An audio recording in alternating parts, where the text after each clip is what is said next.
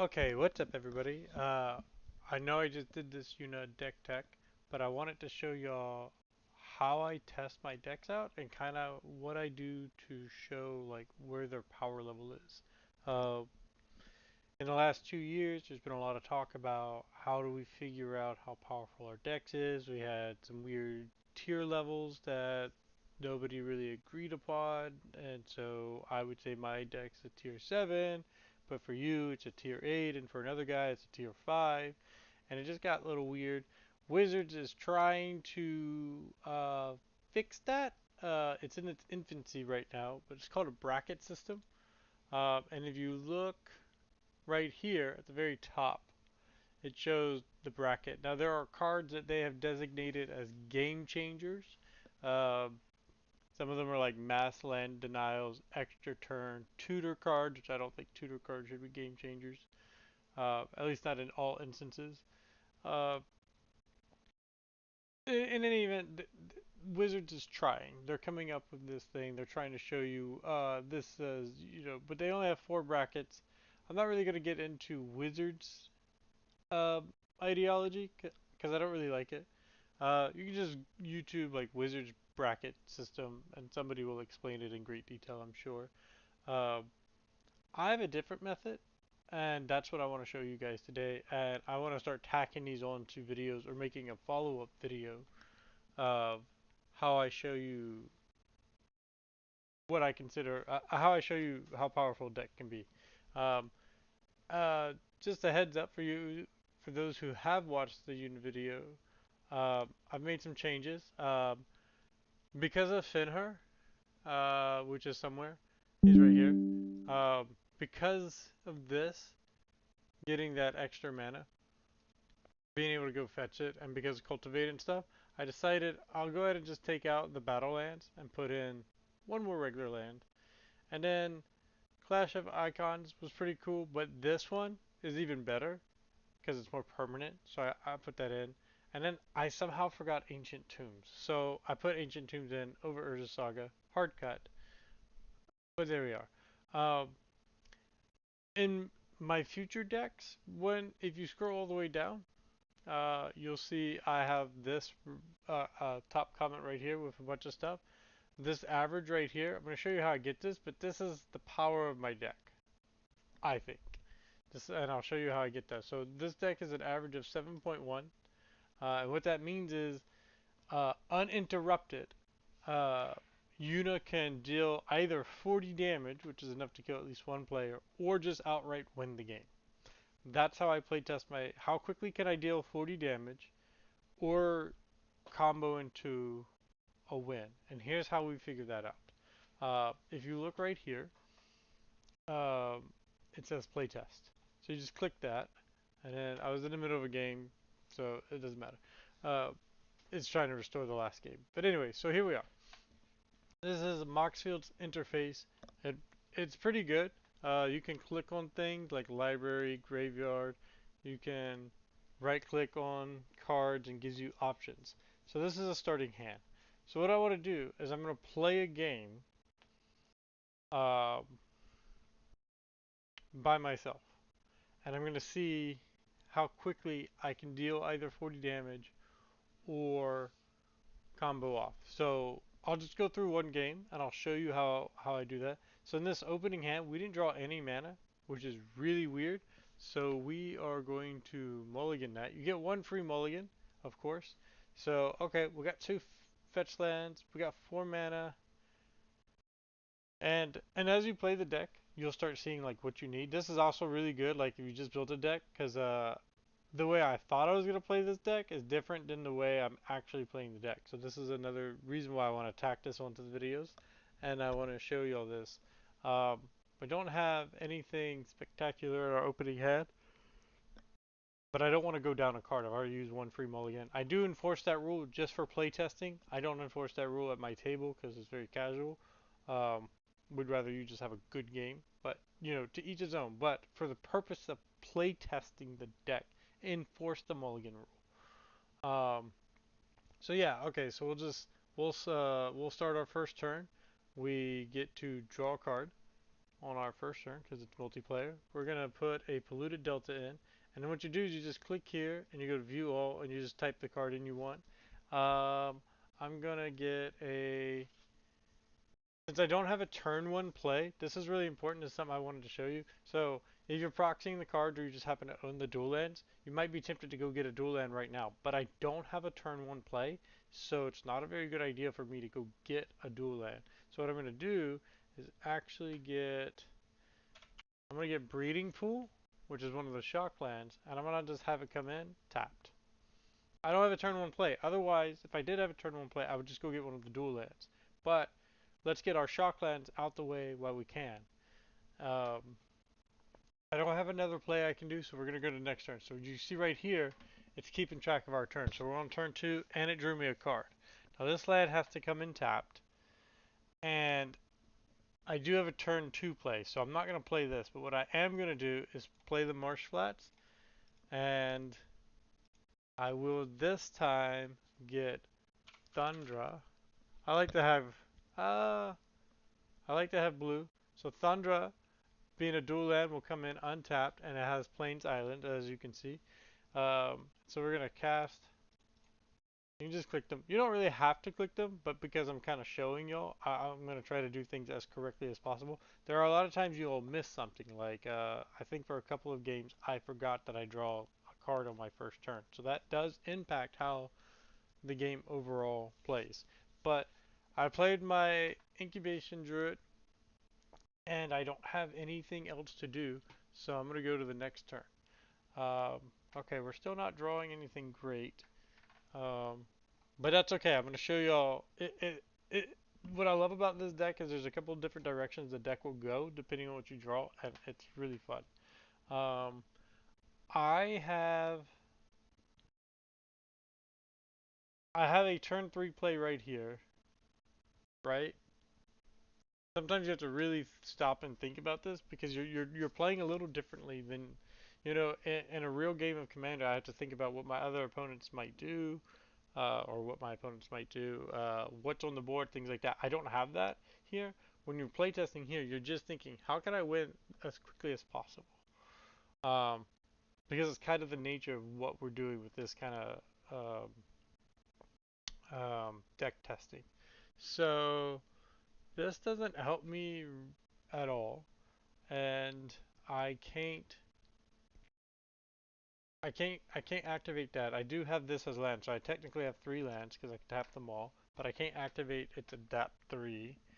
And I have a turn 3 play right here, but that's it. So, oh, but if I play a land, I can play... Nope, that's it. So, because we can play this, which is the card we want to play... Oh, wait, hold on one sec. Nope, I'm wrong. I was going to say we can play this tapped and then just play this, but we have a better play. If we play Collecting Pool, we can tap all that. I did that by hitting T, and we can cast a Yuna. Alright, so we've got Yuna out on turn 3, which is pretty... she's cost 4, so turn 3 is not bad. Um, but, and again, like, I don't have to worry about somebody, like, destroying her or messing her up or anything like that because I'm playtesting. The whole point of this is uninterrupted. This is, the point here is that we're doing a test with variables that are fixed that we can give, like, logical information to other players. So we're gonna go to the next turn. All right, so we got a Soul Ring. That's cool. Um,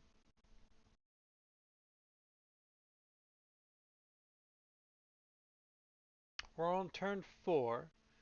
Now, do you remember I showed y'all the average is 7.1. So that's when we typically win the games around turn 7. And we're on turn 4. So we got about 3 turns to secure a win to stay on par. Um,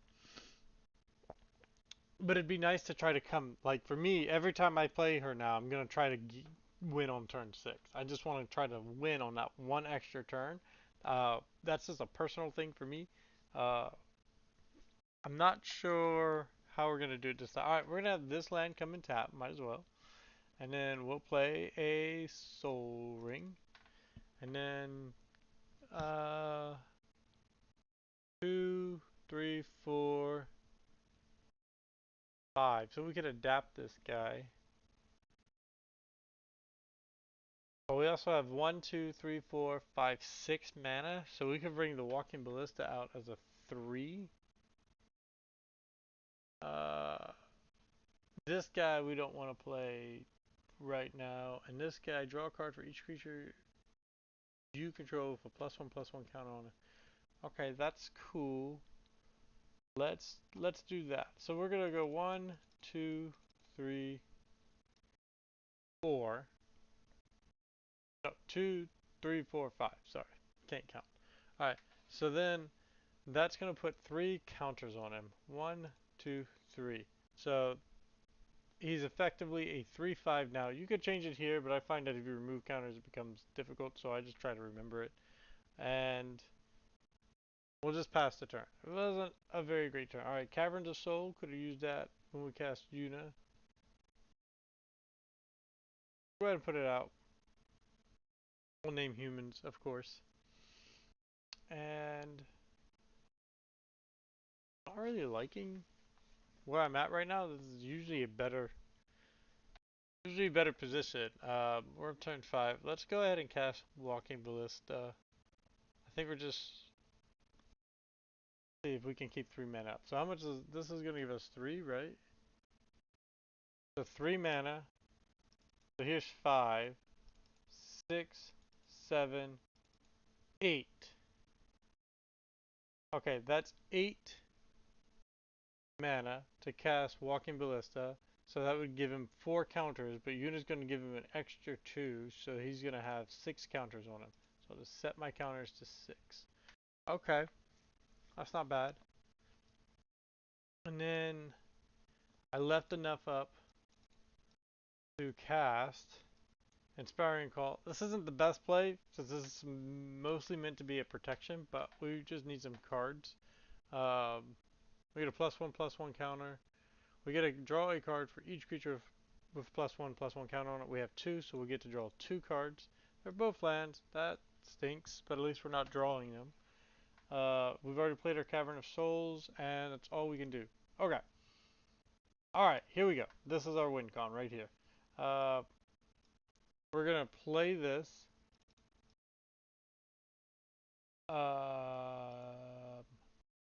Then... Okay, so it's going to be our win con next turn. Did I play a land? I did not. We'll play our command tower. And just so I can show you all this, um, actually, man, I might play this. So I can give Yuna a counter. So this would be a fun card to play because then Walking Ballista would have 6. It could swing for 12, and then it can do an extra 12 damage. So 24 damage would be pretty cool. Well, actually, let's see. So if I cast this card, so you literally have to like play out your turns like this when you play test. You're trying to find the most efficient play, and if I could win on turn 6, that'd be great. I'm gonna win on turn 7 for sure. Uh, with the setup we have now, and I'll show you all that. But I want to see if I can win now. So this is gonna go. I'm gonna try to walk through this. If you guys see it already, I'm sorry. I'm not that great of a player. Uh, So if I cast this, I can double the counters. That would put him at 12. And then I can swing, deal 12. This will double as well. To be 6. So that would be 12 and 6. It'd be 18 damage.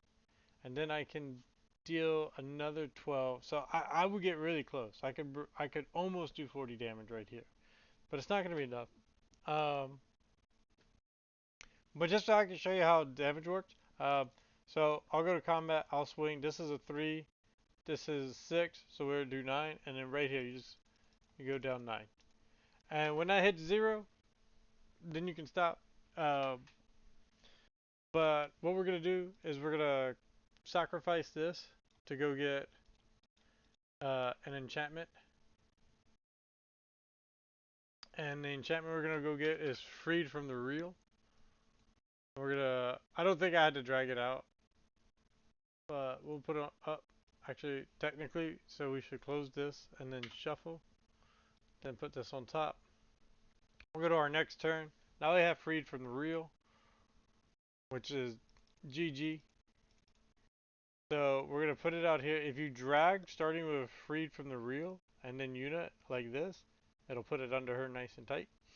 We'll go ahead and just play a land for turn, just cause. Um, so then what I'm gonna do is I'm gonna tap Una to add a blue, and then I'm gonna use the blue here to untap her. Now what this does is when you next cast a creature spell this turn, that creature enters with 2 additional +1/+1 counters. Every time I do that, I use that ability, that stacks up. So right now, the next creature I cast has uh, 2 counters. I think we're gonna, no, we're gonna win next turn. So this is gonna be a turn 8 win. I think. Yeah. Uh, Maybe. Okay. We'll see. So basically, so now if I cast my next creature, it's gonna get +2/+2. But I'm gonna tap her again to add a blue. Use that blue to untap her. Now what that means is the next creature is gonna have +4, or 4 +1/+1 counters. So then I'm gonna tap her again, add a blue, untap her. Now the next creature I cast. Excuse me. Little sneeze there. Sorry. The next creature I cast is now going to have +6 or 6 +1/+1 counters. And every time I do that, I'm just going to keep adding +2. And I'm going to do this until it's going to enter with 1,000 counters. And then I'm going to keep her tapped. And then, so she doesn't have a mana right now. She's not giving, well, yeah. Uh, yeah, she's giving a mana. So 1, 2, 3, 4, 5. We're going to cast this. When hit comes out, it's going to come in with 1,000 counters, but then that's going to double. So it's going to have 2,000 counters. And it's just going to double this to 12, and this to 6. We're going to swing for 12, and 6 is 18. 1, 2, 3, 4, 5, 6, 7, 8, 9, 10, 11, 12, 13, 14, 15, 16, 17, 18. So now he's at 13. You can see I'm one. Oh man. Uh, yeah, nothing to be done about it. I don't have any mana. If I had 2 more mana, I could get there, because then I could put a +1/+1 counter on it. So I could remove 12 and do 12 damage, but that wouldn't quite get me there. But so I'm gonna go to my next turn, and even without this 2,000 or yeah 2003 power guy, I would just win with these guys. So we have a turn 8 win here. So not win, but like I did 40 damage. So that's how I playtest the deck, and I like to do this 10 times. It's a lot, but it really helps you like think through the deck and see the deck. Now, my game will never play like this, right? The leaving Yuna out on the field uh, might not happen. She'll probably get killed. Uh, so I probably wouldn't cast her as quickly as I would in a real game, like I did here, without some form of protection. So I might wait a turn, so then I had Inspiring Call, because then I could, no, because she didn't have a +1/+1 counter on it, right? Does it only give, yeah, so that doesn't even offer the protection I need for her. So, and then obviously I put this big guy down. Nobody's going to let that guy. He's probably going to get countered even hitting the ground, because nobody's going to want to let Yuna summon somebody with a 2,000 power. But all that to say is like the game won't play out like this. You're going to see more interactions and more stuff. Like the game, you're going to see these cards most likely play out. I probably wouldn't even have sacrificed this to go get freed from the real, just because I don't want this. You're just four shot. You're just telecasting that they need to counter the spell. Uh, but all that to say, this is a neat way that I like to. I like to. That's how I play test. And then again, if you come back here to the deck and you come down here, you can see I've done it for 10 turns. It's actually easier to read if I edit the comment. Uh, you can see my earliest win was turn 5. That was pretty bonkers. What happened in that game was really fun. I ended up being able to use Freed from the Real and Yuna to cast Sage of the Hours with a bunch of +1/+1 counters on it, so I just took infinite extra turns. When I do my playtesting and I take an extra turn, I don't count that as a turn. I don't even pass the turn. I just untap everything and draw a card because technically it's an extra turn. Um, so see, like little things like that. If you want, guys, I can write up like here's exactly detailed how I do it, just so y'all can do your own decks. But when it's all said and done, let's just add this for thematic and consistency. We have an average of 7.1. And so that's it. That's how I do my decks. That's how I test it out. Um, yeah. So like if everybody I played with at the table did this, I can say my unit has a power of 7.1, and somebody could be like, well, my deck has a power of 6.5. So then we kind of get an idea of like how quickly our decks can go off and do the thing they're trying to do, or just push out damage like it's nobody's business. Uh, I mean, if you think about a game of Commander with 4 players, and you think that 40 damage isn't that much, considering you have everybody. Consider if somebody, what was that, turn 7 that we won on? Turn 8? Consider by turn 8, somebody has dealt 40 damage to the table. That's so much damage. Even if they don't direct it all at one person. So that's kind of why I do that. But anyway, I'm going to wrap this video up, and thanks, guys. Peace.